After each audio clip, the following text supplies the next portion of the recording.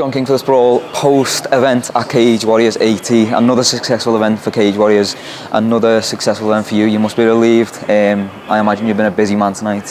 What's the emotions been like?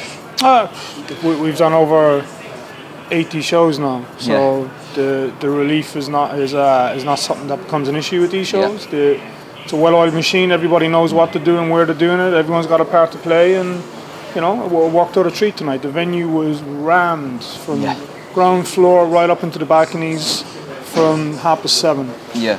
We had that UFC fighter greeting 8 o'clock till 8:30. And everyone in the venue was queuing up. We had to stop the line at one point, and it was a successful night. The fights were great. Yeah, you obviously have your featherweight and lightweight champion here tonight. Paddy was DJing tonight. Where did that idea come about? It was just a case of we wanted to put on different stuff for the events, and sure there was other things for people to come and watch and take part in, like the UFC fighter greeting, the shop with Cage Fighter at Levick. Paddy DJing. I actually don't know if he's ever DJ'd before or not. I think he's been in a nightclub. He's been behind the DJ bar, maybe. Does that mean you're a DJ if you stand behind the box? So I don't know, but I think everyone was happy with what he did, but when he was DJing or not behind the box. So maybe he's the Facebook fighter version of DJs. There you go. There you go. He's using Facebook to be a DJ, and he's using Cage Warriors. He's leading us on. But they were in there for 30 minutes. Everyone seemed to be happy with what he was doing. So it was a good thing, and everyone got to meet him afterwards and have photos with him. So of course. Paddy being a 22-year-old man, you being a 25, 26-year-old man. I wish. I mean, did you enjoy your songs? Did you enjoy his choice? Yes, it was fun. There was on the ground floor, everyone was dancing, everyone was moving around. So, I kind of look and think, well, if everyone's moving and dancing and singing along and stuff and getting in, then obviously it's something good that he was doing. So obviously I want to touch on Cage Warriors Unplugged. You said to me after the last one, you want to make a series, not just a one-off thing. Have you heard anything about that? Any more? Got any details about that? With Cage Warriors Unplugged? Yeah, Cage Warriors Unplugged. Well, we're still working. Sorry, mate, you're shaking there, man. Come here. Let's put that around. This is the first. Thanks. The Cage Warriors Unplugged will be worked on. We'll probably get maybe 1 or 2 in this year. It's a series that we've worked at BT Sport. It's going to develop more, and there's more tweaks we've got to do to it. But it'll come back. You obviously announced tonight the June 2nd on a Friday. Yes. Any reason that's a Friday? Venue availability, man. To try and get venues in London. Like the Indigo, like the O2, they're booked out a year in advance. So to try and a lot of dates, even in arenas and different shows we go to, different cities we go to, we're kind of governed by what the arena actually has, because Cage Warriors is such a big setup. We can't go in on the day. There could be loads of places with Saturday free, but we need Friday free as well. So we can't go in on a day and set Cage Warriors up. It's just not possible. The UFC take 3-4 days to set their show up. Cage Warriors is not as big. It takes 2 full days of setup to get this to where it is, and even in the Indigo, it's the same thing. So we're governed by venue availability on the dates and whether we can get that Friday and Saturday to set up. So that Friday night is the only time we could split getting 3 in London to do that Friday night. And we've done Friday nights in Camden last year, and they worked with 3. They worked really well. So filled this place tonight, and I think we'll fill it again in June. Let's talk about March 4th. What are you thinking?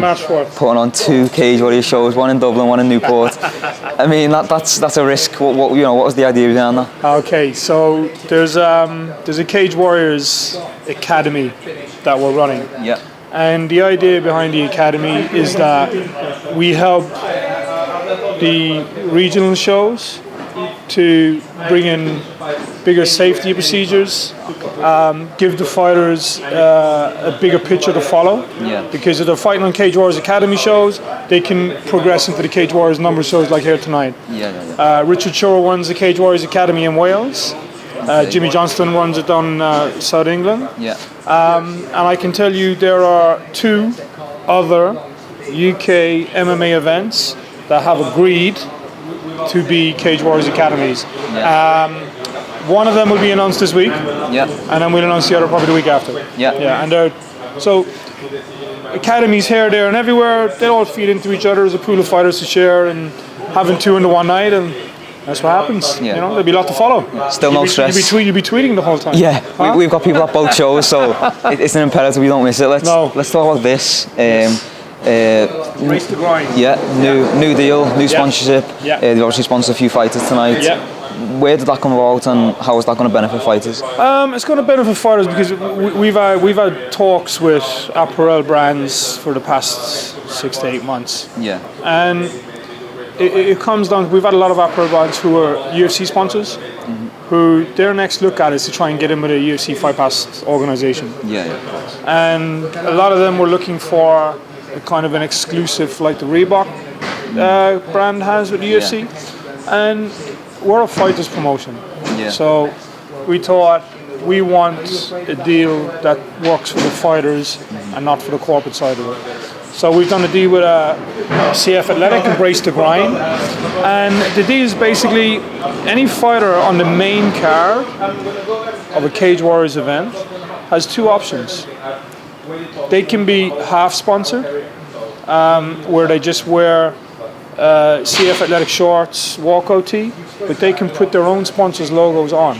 Okay. That's Still smart. get paid by CF Athletic. Yeah. Or they can go full head to toe. If they have no sponsors, they can take the option of going full head to toe sponsorship and get paid double what they would get paid if it was half. Yeah. And if they're fighting for a world title, it's more money again. Yeah. So, you know, and they've designed an amazing range of clothes on the shop there tonight. I can't wait to get some of my hands on it, to be honest. Yeah. Get out of a suit. They haven't offered me any yet. Yeah. So I might get a tracky top off, but I think I've lost my jacket.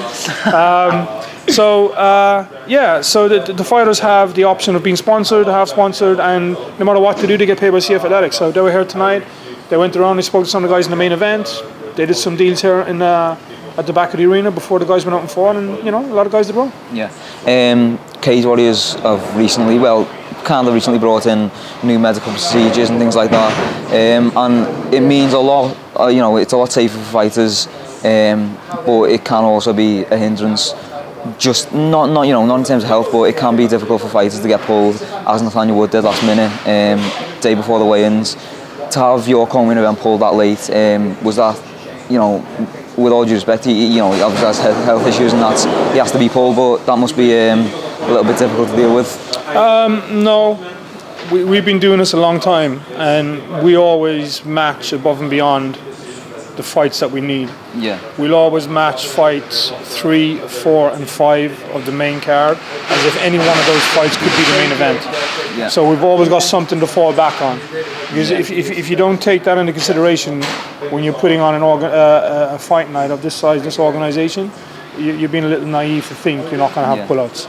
Yeah. Because guys get medicals done late. They don't get them done immediately when they're told.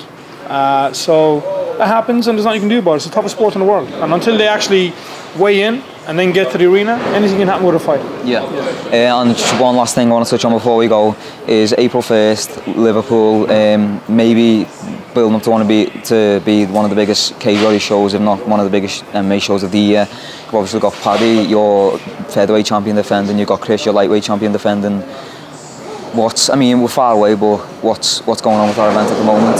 What's going on with that event at the moment? Well, I can tell you that event at the moment has already sold 3,500 tickets. And more are coming. And I reckon we're looking at 6,500 in that arena on that Saturday night.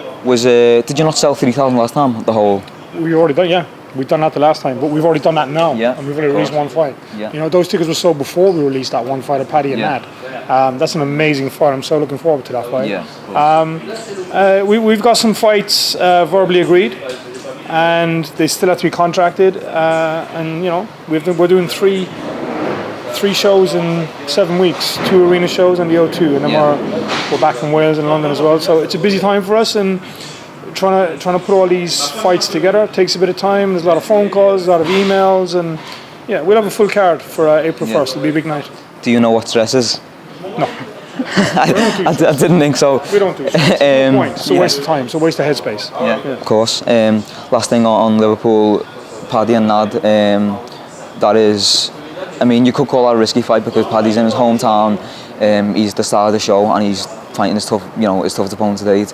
Was there any consideration to kind of think we'll give him someone of lesser skill just to make sure there isn't a risk of him losing that title there, or is it just the best fight you can put on, you put on? We'll always put on the best fight that we can put on with the availability that we have. You know, you're going to get half people who love a fight. You're going to get half people who don't like a fight. There's always going to be opinions on who fights who and when. But you know, I keep saying, these fighters, they're young. There's no need to rush their careers, and there's no need to be stepping up miles and levels and talent. But at the same time, you want to get the best possible guy with the best possible record who's available at that date. And you know, I think Nana's a crazy fight. You know, I think it's the biggest featherweight domestic fight this year. You know, I have to agree. We've also had a lot of former Cage Warriors fights here tonight. Nicholas Dalby, Dan Hardy, Tom Breeze, Dan Stewart, a lot of guys that are now in UFC. Was it nice to hook up with them and see them again? Yeah, it was good. It's always nice to have all those guys back. You know, they like to come back to see the show, and it's a trip down memory lane for them. So it's amazing to have them here, and they got a lot of attention tonight. So I think they enjoyed it as well. Yeah. And one final thing. Where are you going to be on March 4th? Newport or Dublin? In Dublin. Yeah, I assume so. That's a big show. You return to Dublin, looking forward to it? Yeah, I'll be in Dublin. That'll be a big show for us. And tickets are flying out the door on that one as well. Yeah. We've got a few fights to announce Monday or Tuesday. That'll be verbally agreed over the weekend that we got to get contracted. But yeah, it's going to be a big show. Yeah. The work never stops, does it, Graham? Thank you very much. Keep going. Congratulations on a great show. Thank you. Yourself. Thanks.